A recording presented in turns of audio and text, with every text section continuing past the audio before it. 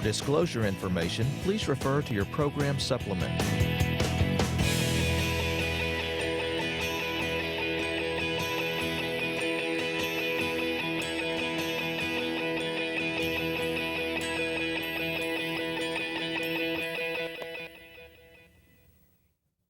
Hello, and welcome to the latest program in the Partnership for Patients Education Series, brought to you by the Vizient Hen. Today, we're taking a look at developing meaningful partnerships with patients and families. Partnerships where patient and family input at all levels of the health system is sought out and cultivated. We'll examine the efforts of one organization in particular that in the last decade has increased patient and family engagement from the boardroom to the bedside. Those efforts have taken strategic planning, commitment at all levels, and time. Staff members listened to patient and family stories, formalized patient and family input, and began to transform care. Hello, I'm Dr. Robert Dean, Principal for Performance Improvement and Physician Resources at Vizient, and your moderator. In 2006, Vizient Health took the unprecedented step of engaging patients and families who had experienced care in that system, whether good or bad, bringing them in at the system board level, at the hospital committee level, and at the bedside. Today, we'll hear their story. We're broadcasting live from the Vizient studio in Irving, Texas, and we're glad you're with us. Let's get started.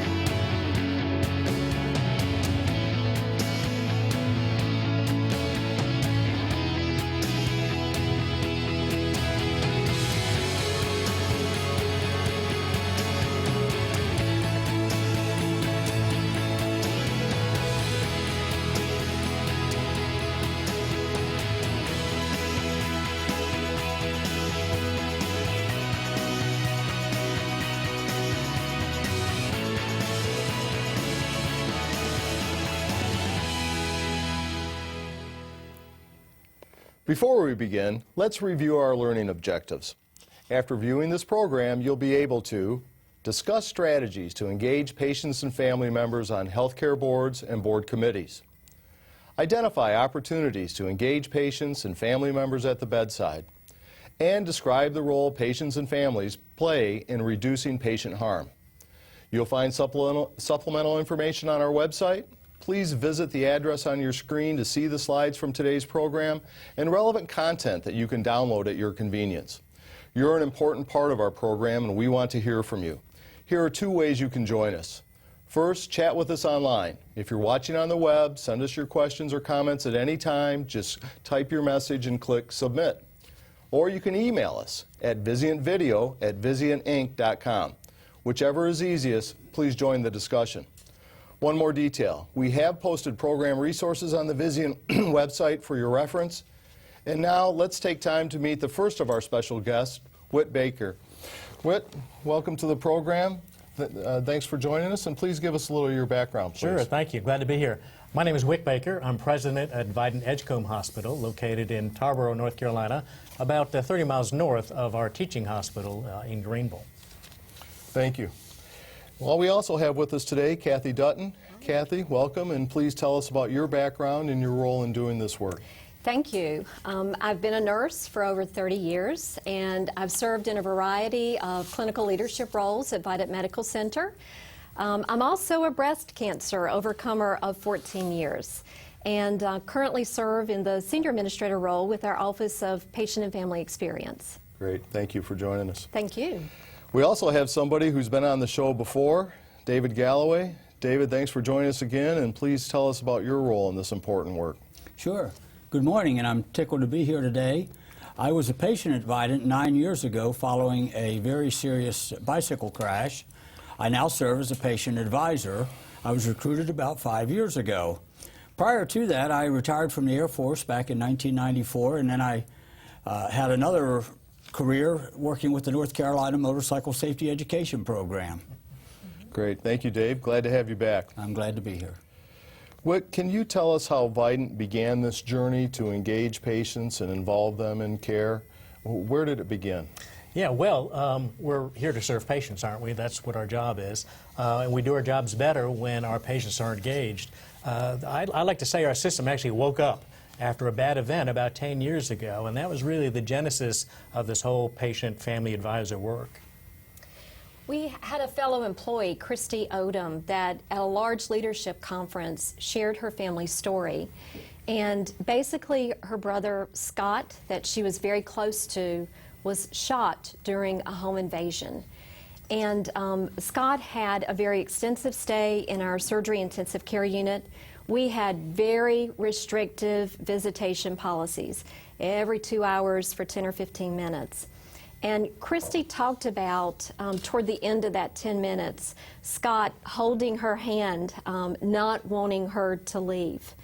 And when she shared that story with us and let us know that Scott died in the middle of the night alone, it really moved us.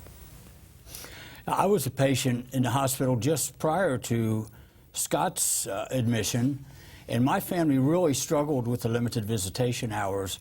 We live about an hour away from the hospital, so my wife and my children, they were really restricted. They would spend 15 minutes visiting with me, then they didn't have time to go home. They'd have to spend an hour and 45 minutes waiting in the waiting room just for that next 15 minutes where they could come in and visit me. And they did this day after day, week after week for a long, long time, and it was very tough on them.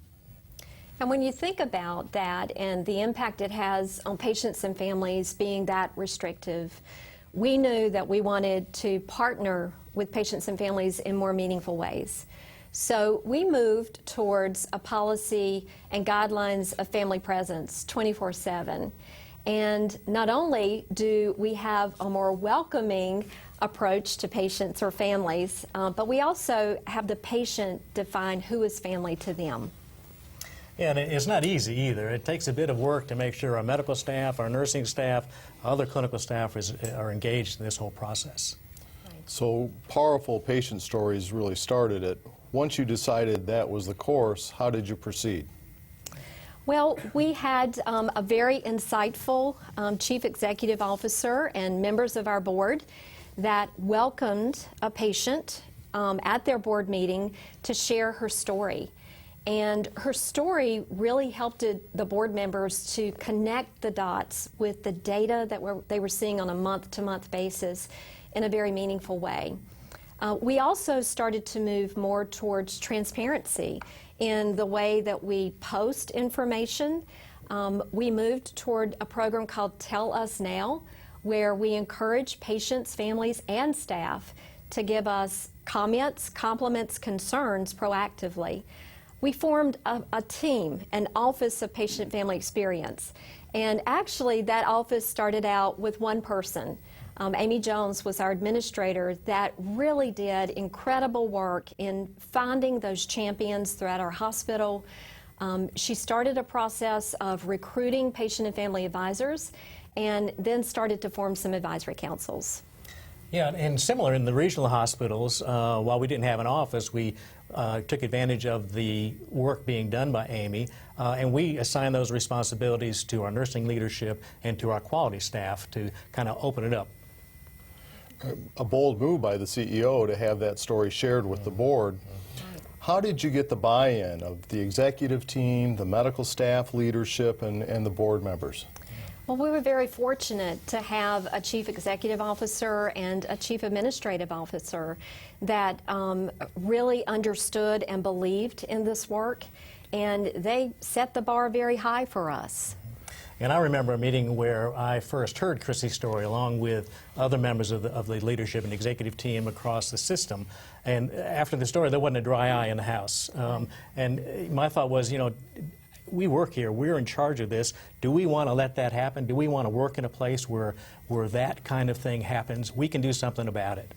Even with that motivation, it's a big change. Did you have resistance to it? And if you did, how did you overcome it? Oh, absolutely. And, you know, our Chief Quality Officer, Joan Nguyen, shares this Chinese proverb with us. It says, a journey of 1,000 miles begins with a single step. And we started with a single step. I mean, with any big move that you're working to make, with any change in culture, it certainly is not going to happen overnight. Having a plan, identifying those people that were champions, linking the work of patient-family engagement back to the core mission and vision and values of our health system, we're all a part of the strategy. And eventually, this becomes also a part of who you hire and a part of your recruiting and selection of employees going forward. And I think it was a real risk for the CEO to take this to the board the way he did. We share with our board what's going on, but not to this depth and not with this kind of event that occurred. So I think that risk and the fact that there was that importance placed on involvement of our patients in the total experience really emphasized that we needed to go forward. There was a real need to put stories forward to the boards and the staffs. It's a way for them to put a face on the issues that they've seen but never really, they've read about, but they've never really seen it until they actually hear the stories from the patients or the patients' families. And I found, too, when you have a physician champion, magic happens. Our Chief of Staff, Barry Bunn, has been an advocate for this from day one, and in his leadership position has really helped us make it happen. Absolutely. Yeah. And these patient stories are powerful because they show the disruption in both the patient and their families' lives, not only in terms of perhaps preventable outcomes, but also the way we do things every day without thinking about their impact on them. Absolutely. I mean, we really believe in the power of storytelling. Many of us decided to become involved in healthcare because of the compassion. We want to show empathy. We want to care for other people. And sometimes in our days of all of the skill and knowledge and technology that's going on, that heart part of what we do really has to come back into play. And so stories help us in many ways to link the heart and the head. So can you talk a little bit about how patient and family engagement has been organized into a structure that then fits into the organizational framework and is integrated into everyday practice? Certainly. One of the key things that we did is we established what we call the real deal. These are our core standards for employees. The real deal stands for respect and dignity, educate and engage, ask and acknowledge, and listen and learn. These are included in our annual performance evaluations. They're linked to our core standards of performance as employees, part of our job descriptions. And the real deal really became foundational for us in terms of, as a team, understanding what we're going to do to provide excellent care and how we're going to partner with people in meaningful ways. So when you've included it in an employee job description, in the way you hire employees, in evaluations, it really becomes foundational and part of the culture of our organization and impacts everything you do. Right, it does, and it was really important to kind of have it all integrated across the system, because when we started, we were all kind of doing, quite honestly, our own thing. Right. So at the request of the hospital presidents, this process was developed, and it's a way to set the standards, everybody using the same standards. We use it when we do leader rounding, although it doesn't work all the time. The hourly rounding we do our nurses, it's all linked to our patient experience. So to achieve this level of engagement with patients and families, what are some of the prerequisites that you need? Well, we adopted a patient engagement model based on Wagner's chronic care model. And I think the beauty of this model is in the bottom two boxes. It talks about having an informed, activated patient. Now, is every patient going to be activated at the same level? Of course, we know not. But it also talks about having a proactive practice team. And when you put those two together, you really do find that you're able to engage in different ways and you're able to drive toward those goals that you're trying to achieve. And the patients need to know that they have a voice. That's so important.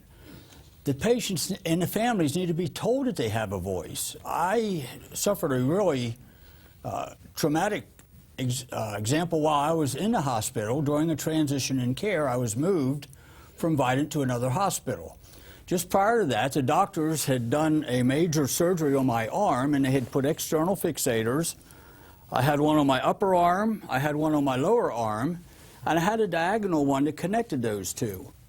And after the surgery, the doctor told my wife, Kay, that that diagonal fixator was designed to be adjusted or removed after 2 weeks. Well, here we are now. We're in the new hospital. Kay's telling the staff there after 2 weeks that something's supposed to be done with those fixators. And the staff's response was, well, there's nothing in his records about that.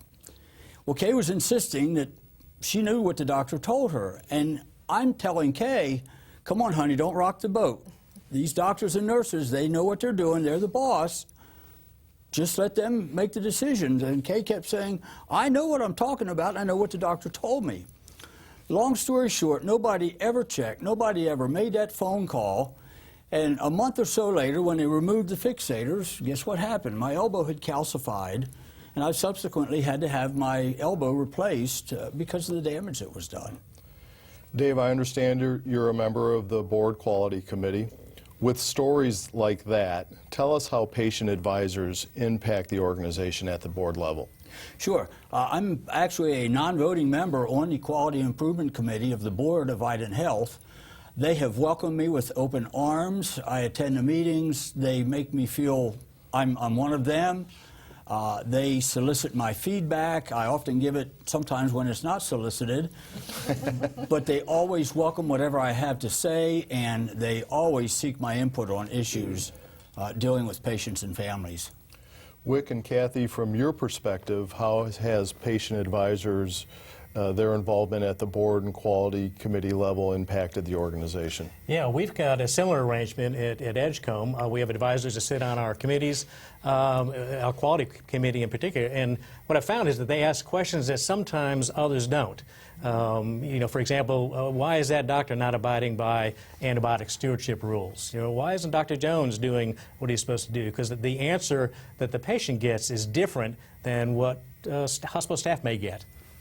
Absolutely. You know, a story that I'd like to share is we had an increase in CLABSIs, and we pulled together a team of clinicians and quality leaders, and we had an advisor at the table. And the discussion started going down the path of the reason we were having this uptick was due to family not washing their hands. And when the advisor said, you know, we've had family presence here for several years, I'm not sure that anything has changed in terms of family hand washing. The whole conversation in the room started to change. And we started to look at things like insertion and maintenance, and we were able to understand the root cause of that increase. And you not only have advisors involved at the board level, but you also have patient and family councils. Can you talk to us a little bit about how that started and what it looks like today? Well, that's certainly been a journey. At Vizient Medical Center, we started with a lot of service line specific councils. And basically what we found out is that that wasn't where the decision-making process was taking place. And so we wanted to get advisors on the decision-making teams where they could really make an impact. For instance, we have an advisor that has Parkinson's disease on our fall reduction team. He is no stranger to falls, and he is able to provide a perspective that the clinical folks at the table are not going to be able to provide. Yeah. And we do it a little bit differently at Edgecombe. Our advisors get together once a month. They're working on projects. They share expertise with each other, kind of what they found. I give them updates on what's happening within the hospital. And a new project that just got started in the last 6 months is our advisors now are helping our physician practices who have identified some advisors, and we're taking what we've learned on the inpatient side of things and seeing how that applies to the physician. A lot of work to be done with that because as you know, it's not a easy transition with that, but something they're very engaged in, very interested in. And one of the things I like about this show is even though we're talking about Vizient Health System, we have different formats for patient engagement at different hospitals within the system. So it's not one size fits all, and different ways of doing it can still bring success. That's right. Dave, can you describe for us some of your work on these councils and other committees besides the board? Sure. I've sat on a number of committees and panels over the last 5 years, and I've always been welcome to sit. When I'm on them, they always solicit my input. I helped with some safety roundings a few years ago. I sat on the emergency response advisory committee, attended meetings with them and gave them inputs. One of the things I'm really proud of is my work with the newly founded LIFT team that they were just bringing into existence. I was a part of their initial training. Believe me, when I was laying there in the hospital with fixators sticking out all over my body, I used to tremble every morning when that little nurse would walk in the room with the sheets in her hand, knowing that she was going to have to try to change those sheets with me in the bed, with no help from anybody, trying to roll me back and forth as she changed those sheets. That wasn't any fun, and I've just been really tickled to work on a lot of these different committees. It seems like patients and family are engaged in almost everything you're doing as a delivery system. Can you enumerate some of the major contributions that this engagement has brought for you? Absolutely. We're going to share a graphic with you, and I think the wonderful thing about this is it was created by an advisor, and it really does lay out all the many ways that patient and family advisors make those contributions along the continuum of care. One thing of note that I'd like to mention is that we're embarking now on some work to partner more actively with advisors in patient-centered research, and that's pretty exciting work that we're doing right now. Yeah, and give an example from Edgecombe, we recently expanded our emergency department, included our family advisors, our patient advisors in that process, and we ended up having a patient-family room that we wouldn't have had otherwise. You know how it is in the ED, we want more exam rooms, or we need more storage space in particular, but we listened, and we now have that place where patients and families can consult with the doctor. Any other perspectives on the benefits of engaging with advisors? Well, I think it's really important to know that advisors really inspire, motivate, and energize staff and leaders. Many of their stories involve miraculous outcomes, and their willingness to come back and to show their appreciation to us. If the story involved opportunities for improvement, to let us know how we can be better, wow, I mean, that is incredible. They teach us how our systems really work, and when we ask them to roll up their sleeves and really get down to the details of what's going on, it's just amazing what we learn from them. They're really another set of eyes in the patient's room or wherever. It's another set of eyes to look over what's going on. Yeah, and they're really ambassadors in the community. They know about the hospital, they can tell the hospital story, they can bring things from the community to us that we need to know about. So all kinds of opportunities. Yeah, another set of eyes looking through a different lens at the activities that we carry out every day. To give us examples of what we just heard, we visited Vizient to get interviews with staff members and patient advocates. In this first segment, we examined the impact patient and family advisors have made at the board and committee level and began to transform how care is delivered at Vizient Health. Let's take a look. We are a private, not-for-profit health system. We have a large academic medical center, over 900 beds in Greenville, North Carolina, and 7 community hospitals throughout the east of North Carolina, about a 29-county region. Our mission is to improve the health and well-being of eastern North Carolina, so we take that very seriously. We actually, over the last few years, have developed a robust system of patient and family-centered care advisors. They permeate our organizations. Those advisors are key in each of our councils across every unit, with our medical staff, even on our board of trustees. Sometimes your preconceived notions are wrong. I mean, what you think that the patients and the families really want, what they really experience, and what they really know are not, in fact, the reality. When we're sitting at a table, at a board table, looking at a patient advisor, those numbers become that person's face. And that has been very, very powerful. Oftentimes, the patients and their families are there, telling the story, telling us about, the things that went well, but we also, challenge ourselves to have them tell us about areas where we can improve, and that has just been phenomenal. I think the board has paid attention to those anecdotal situations where you can talk about circumstances around a patient and it gets it off the paper into their minds and hearts.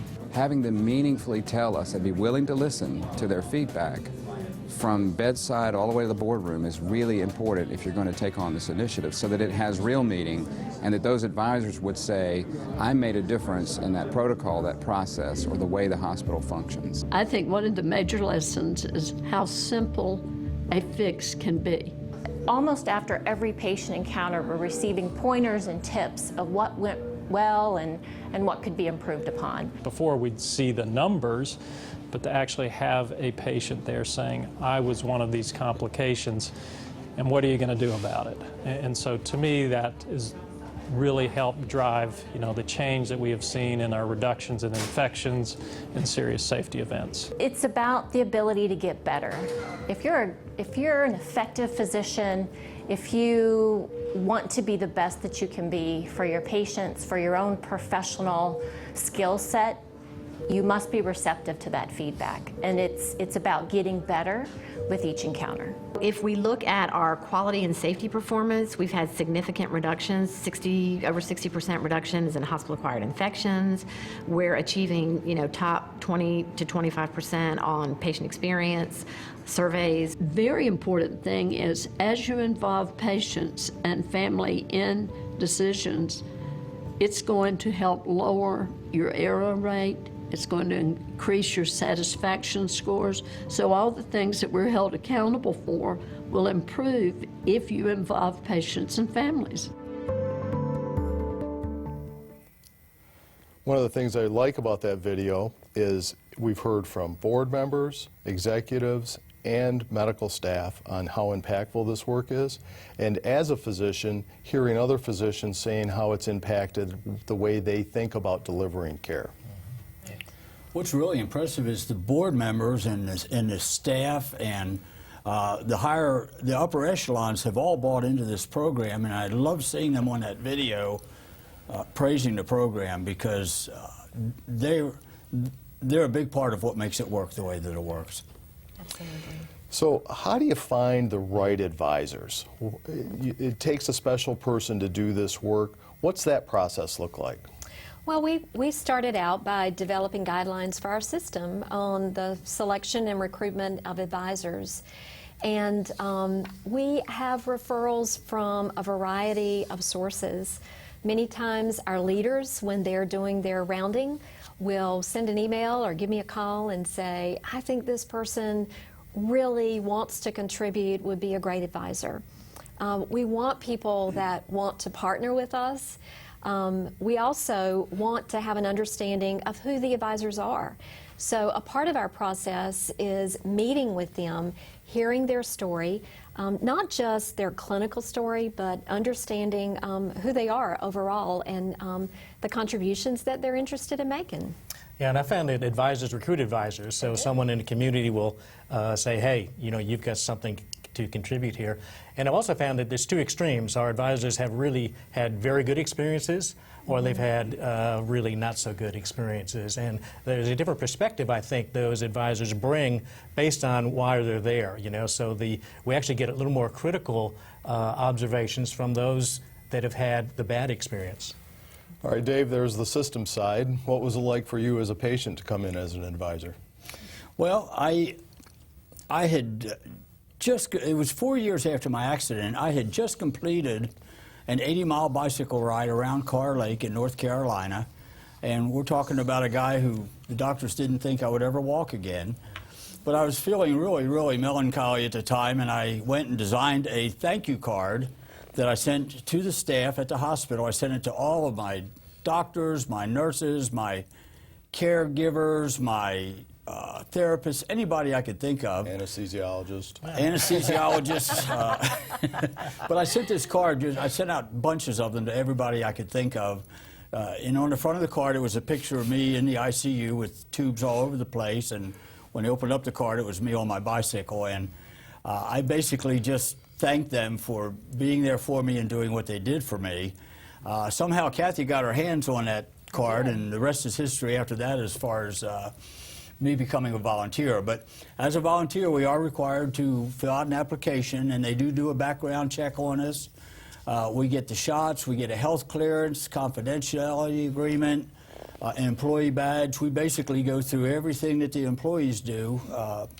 With the exception that there's no paycheck. Our patient family advisors are volunteers in our health system. Yeah, no extra pay for that committee work. That's right. I didn't know that. Kathy, how do you ensure that you get a diverse group of advisors for a diverse patient population? Well, that's really important because you want to have a team that has a wide array of experiences, not only in healthcare, but life experiences as well. And one of the things that we do is that if we're going to start a new program or service and we want a specific advisor with that experience, then we'll do some focused recruiting for that type of person because it's that important that we have that voice at that table. And Wick, can you describe a little bit about the education and some of the tools you use for advisors? Sure.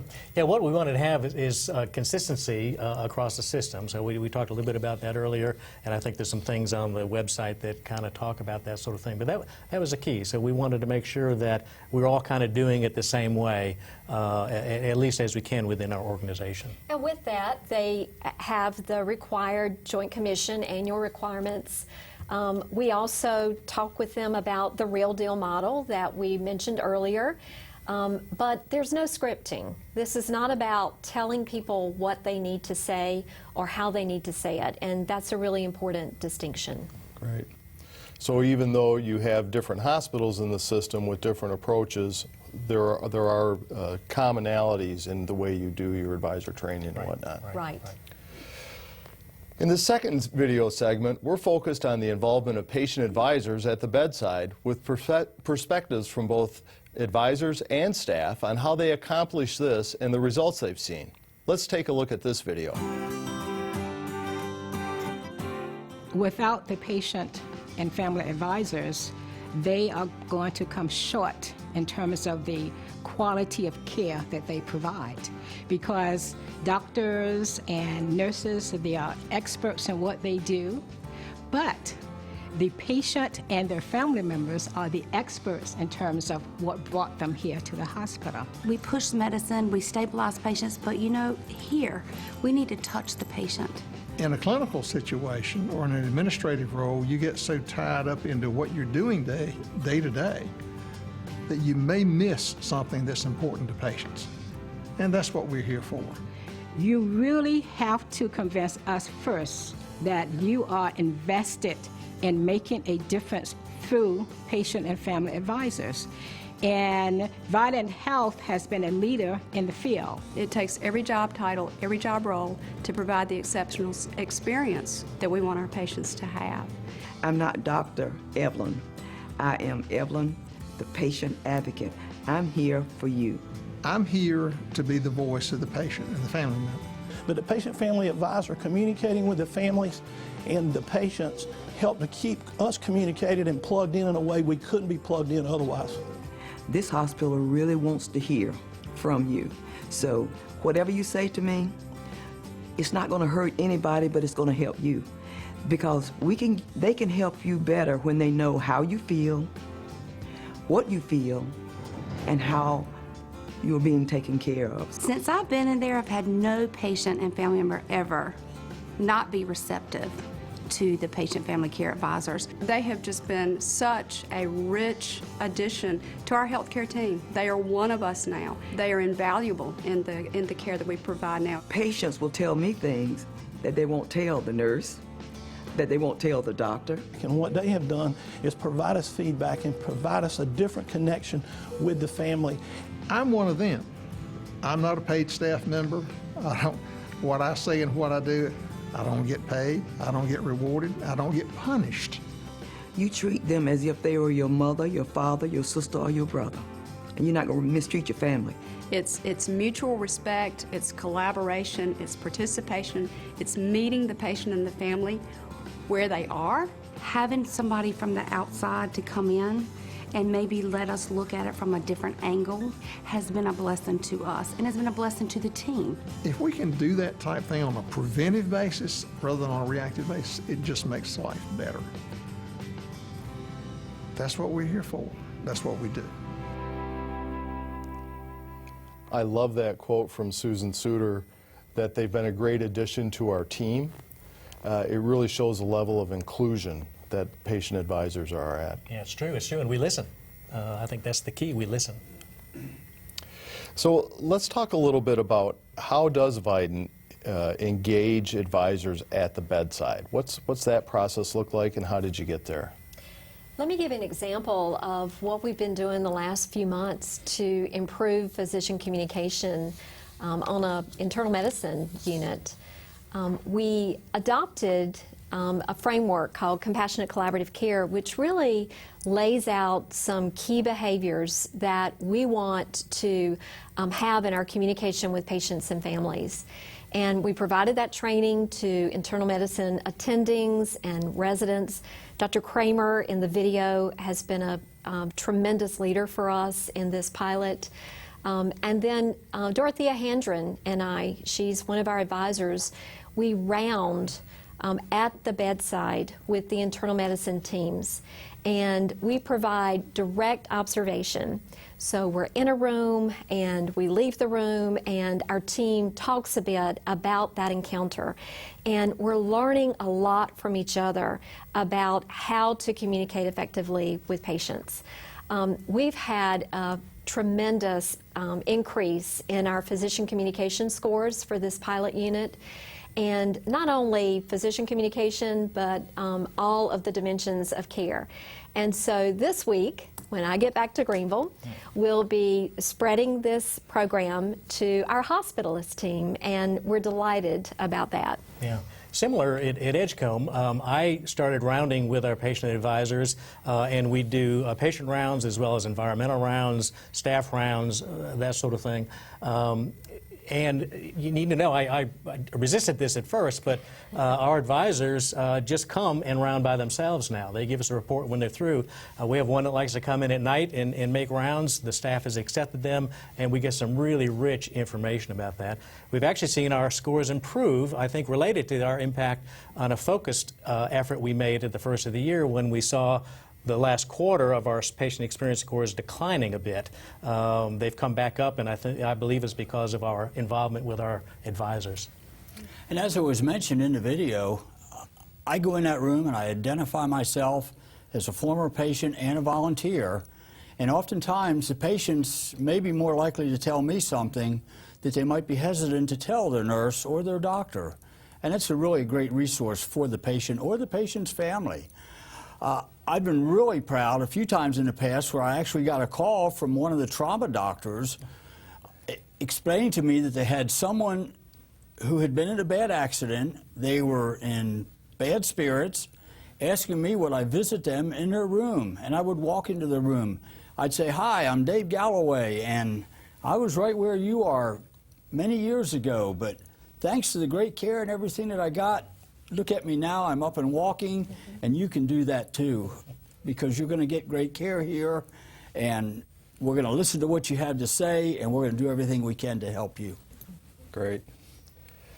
Can you talk a little bit from a system perspective of how you've been able to spread patient engagement and advisory services across Vizient? Yeah, well, kind of simple. You know, I mentioned that meeting we had with Christy's story and so forth. I think all the leaders see the benefit, see the value of it, see the difference it makes in our patient care programs and our relationships with all our publics, and we drank the Kool-Aid, and we just did it. It's that simple. We have seen the benefits in the goals that our board has set for us in terms of quality and safety and experience. So there have been very tangible ways that we've driven toward the outcomes we wanted to achieve. And staying at that system level, how have you been able to engage patient advisors in long-term strategic planning? Right. Well, advisors are involved in everything, whether it be our construction design, I mentioned our ED work, the cancer center that's going up down in Greenville has had patient advisors throughout that whole process, our recent children's hospital in Greenville. We redid some patient rooms recently at Edgecombe, had patient advisors involved with that, took their suggestions. We have a better product because of it. We have advisors that serve on our regional quality group, and this is the group that takes the quality plan and they implement that plan. They make sure that it's operationalized. At our last annual quality planning session, for the first time, we had an advisor, Karen Simmons, that actually led one of the 3 breakout sessions. And it was just a great moment, another milestone really in our systems journey to see Karen leading that important session to determine how we're going to move forward. Yeah, I've learned that I have to remember to keep asking, have we involved our patient advisors in this? Whether it's a procedure or a change or a program, as part of my job, I have to keep on asking that question. So you've done a lot of work to engage patient advisors, families in your daily work. What are the results that you've seen from this? Well, they've been significant, and some of the results have certainly been over the years that we've been working towards this. I think the wonderful thing, as you can see from this graphic on your screen, is that every single year we have made improvements. Whether it be readmissions or mortality or harmful events, every single year we're driving towards where we want to be. Yeah, some impressive results on that graphic. In our third and final video segment, Henry Skinner, one of Vizient's patient advisors, tells us about a specific example where this program made a difference in his life. Let's watch.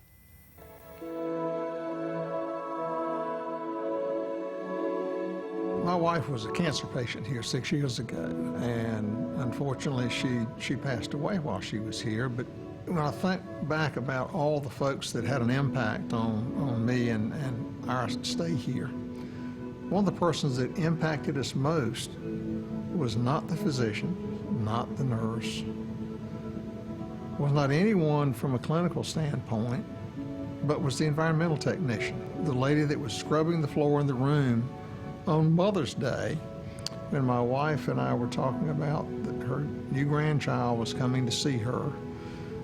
And it was probably the last time she would see her. And she said, I really hate to smell like a hospital. That soap that I had to use this morning, I don't like it, and I don't want her to remember me like that. And I said, well, I'll go over to the drugstore across the street in a few minutes and see what I can find. And the environmental technician said, well, can you wait a few minutes before you do that? Give me about 10 minutes. We said, sure. We didn't know why, but I could certainly wait. And she came back in a few minutes and had been to her car and brought back in a basket from a store, Bed Bath & Beyond, that was filled with toiletries and creams and things that may have had a much better odor. And she says, anything in that basket is yours. That was a moment when I knew she was listening. She made a difference in our lives because she paid attention to what was going on. That's what we want everybody here to feel like, that we're all important in making their lives better.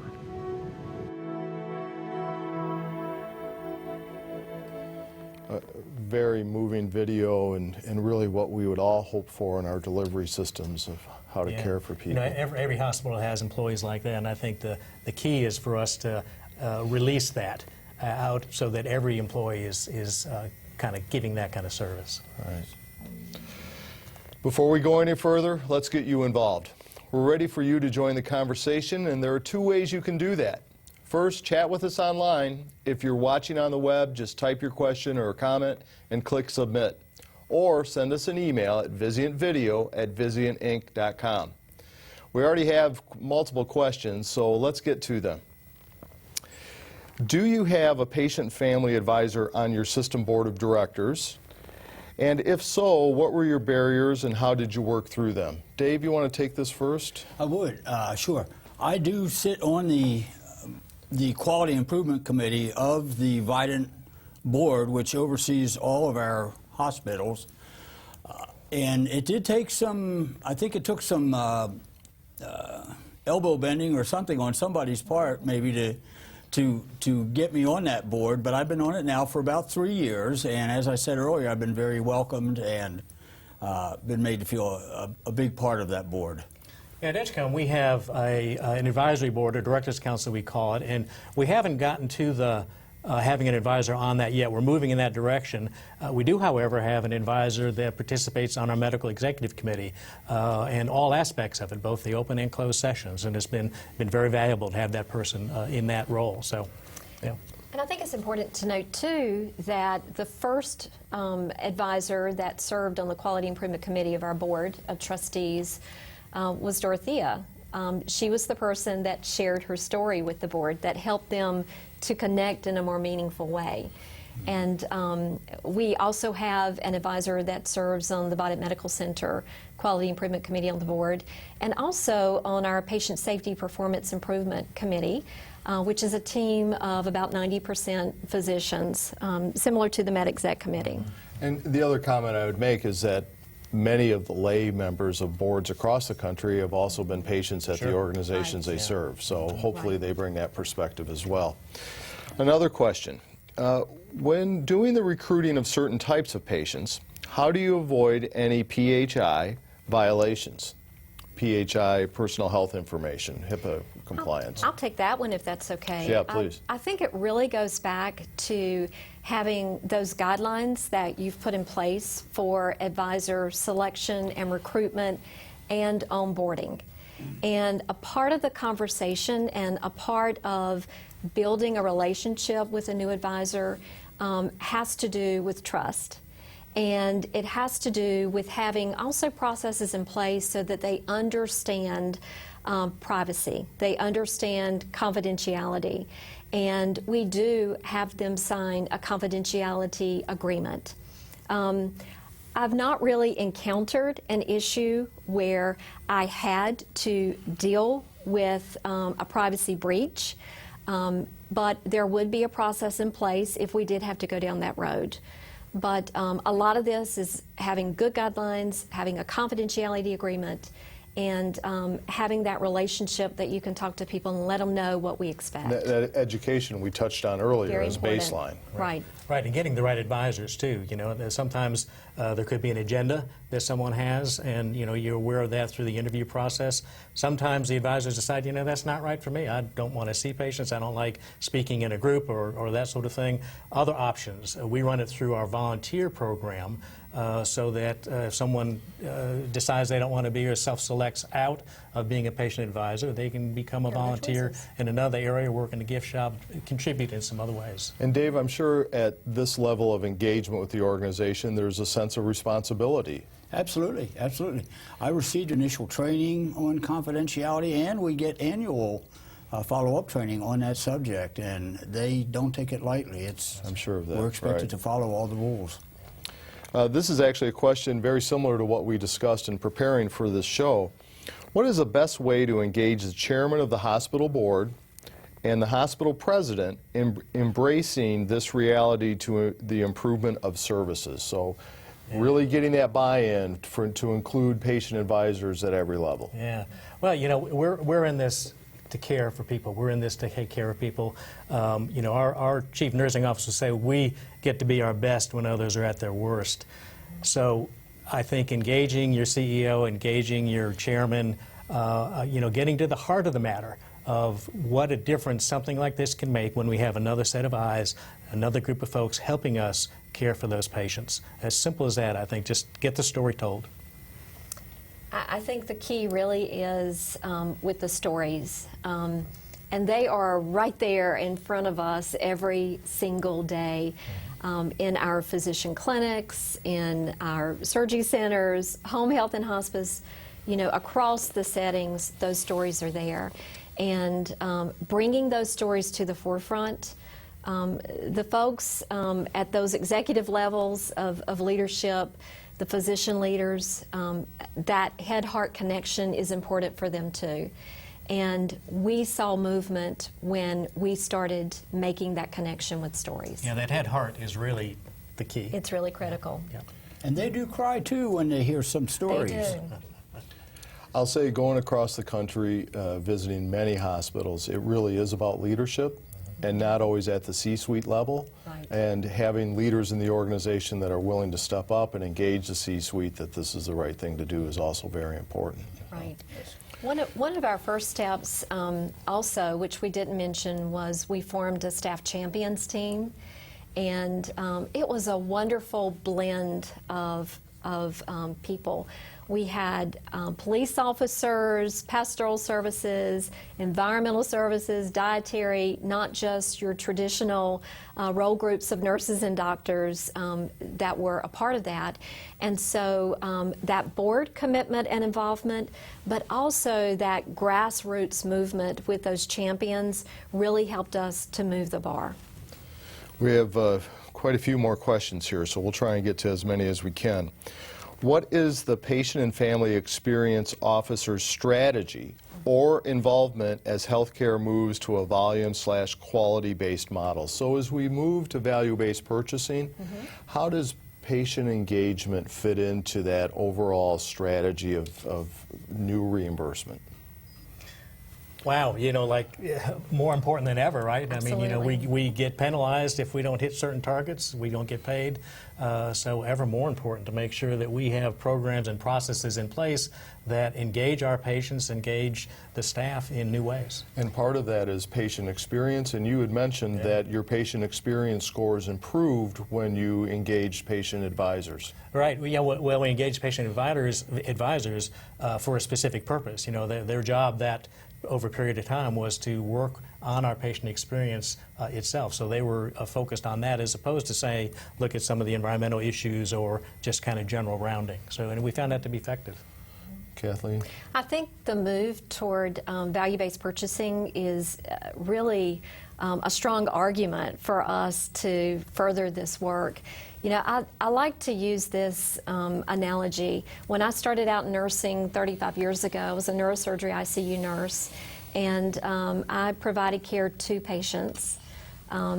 As we moved into the 90s, we started moving more into this service culture, and we wanted to provide care for the patients, roll out the red carpet, all these things. And it's really incredible that during my career, we've moved from that to the word with. And activated, engaged patients have to be met by a team of clinicians and providers that are ready for that. And so moving down this road of engagement only enhances our outcomes. I mean... And Dave, can you talk a little bit about some of the conversation that an advisor has with the patients in terms of pain, understanding medications? Do they have questions, and how that brings some sense of comfort to patients, just having that conversation? Sure. Just being in a room with them, introducing yourself as a patient, former patient, and letting them know that you're a volunteer, I think that sends a real message to that patient. I'm there on my own time, of my own free will, in an effort to help them and to help their hospital experience go better. And I think I speak for all of our advisors when I say we all have it in our hearts to make the system better in every way that we can. We wouldn't be doing it if it weren't for that. Another question, more focused on I would like to have more information about patient-centered research. You want to take that, Kathleen? Wonderful. It's an incredible opportunity for us. We really need to focus on research that helps us to understand this work that we're doing with patient and family engagement. I mean, it is a relatively new body of knowledge and skill that we're working.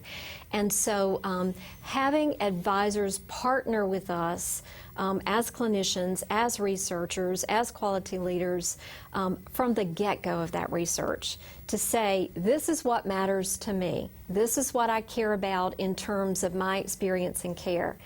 And then going through those methodical processes and getting to conclusions and developing actions, it's just really work that's just starting to happen in our country. And so we're really delighted to be a part of that work. Okay, let's, was there any internal resistance initially to bringing Mr. Galloway on as a non-voting member of the Quality Committee? If so, what were the objections or fears, and how were they addressed? I'm not aware of any, although I suspect there very well may have been some resistance. And I don't know if Kathy knows something that I don't that she could speak to. I do know that it didn't happen overnight. I spoke with one of the hospital members probably a year before I was ever asked to be on the board, and I think she was working behind the scenes to get me on the board. And it finally happened, and I think any of them now would tell you that they're glad that they've made me a part of the board. I think it has to do with the board members having a clear understanding of the role of advisors.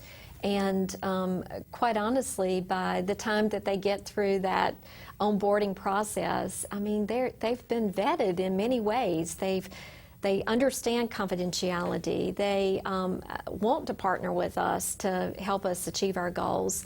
And through the leadership of people like Thomasine Kennedy that was featured in the video, any resistance that there's been has been countered by the presence of advisors and what they see can happen. And I think it's important to remember that this has been a 10-year journey, too. Right. You know, at Edgecombe, we kind of started off slow as the doctors and our members of the committees met our advisors, got more comfortable with them, so forth. It kind of evolved into more involvement and more opportunity as we go. So it's not something that happened overnight at all. Right. That's a good question. Do these advisors that attend different boards belong to one council? So in other words, do the advisors come together and share what they're seeing and learning on these different committees and boards that they serve? We do. We meet, our board meets once every 2 months. We get together for lunch and we discuss what we've been doing over the past several months, what we're planning to do in the upcoming months. Kathy's always there, and she sometimes has folks there to speak to us on some different things going on within the hospital. But we do communicate, as I say, every 2 months, and plus we communicate a lot with each other via email. Yeah.